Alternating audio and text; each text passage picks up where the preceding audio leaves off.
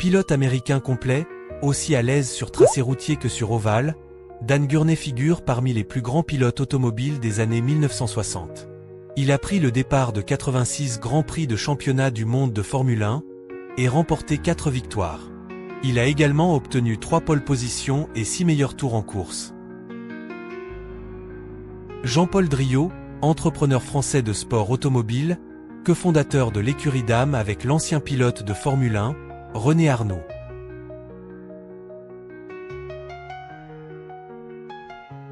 Jean-Pierre Jabouille, pilote automobile français, auteur de la première victoire de Renault en Formule 1, il a participé à 55 Grands Prix de Formule 1 de 1974 à 1981, au cours desquels il a enregistré 2 victoires et 2 podiums, pour 21 points au championnat, et a aussi décroché 6 pole positions.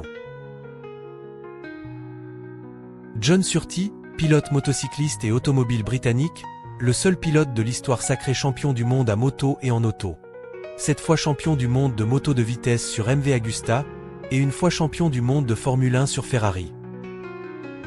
Johnny Dunphy, pilote automobile écossais, vainqueur des 24 heures du Mans en 1988.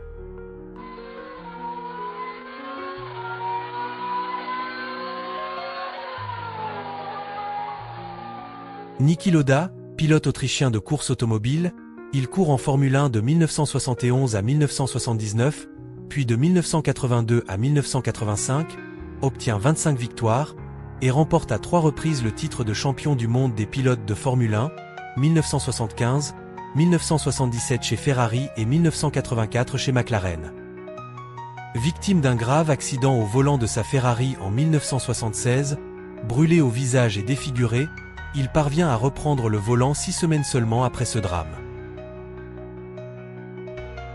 Patrick Tambay, pilote automobile français de Formule 1, a participé à 114 Grands Prix dont 2 victoires, entre 1977 à 1986. Philippe Streiff, pilote automobile français de Formule 1, de 1984 à 1989. Il reste paralysé après un grave accident survenu le 15 mars 1989 lors d'essais privés sur le circuit de Jacarpaga, à Rio de Janeiro au Brésil, en préparation de la saison 1989. Riccardo Paletti, italien, pilote de Formule 1, mort dans un accident survenu au départ du GP du Canada de 1982.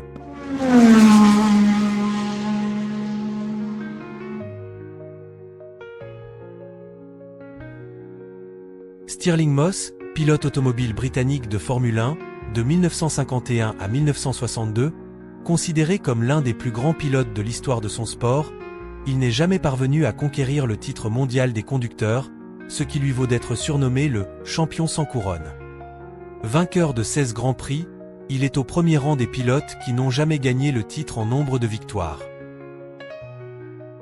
Wilson Fittipaldi, pilote automobile brésilien, directeur et fondateur de l'écurie Copersucar, où se trouvait son frère cadet, le double champion Emerson Fittipaldi.